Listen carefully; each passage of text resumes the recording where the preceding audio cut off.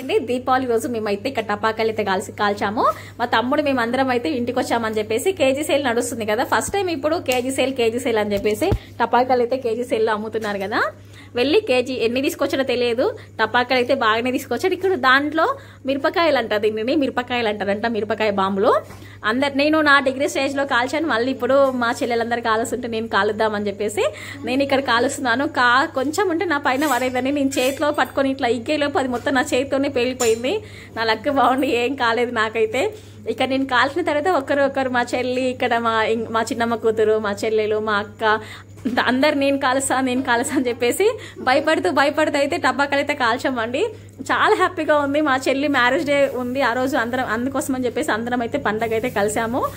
మా చెల్లిది 4th marriage day అనుకుంటా. అందరు ఫ్యామిలీతో జరుపుకోవాలని చెప్పేసి జరుపుకుంది. ఇక్కడ మా అక్క అండి, నేను కాలుస్తా అని చెప్పేసి తను కూడా కాల్చేసింది.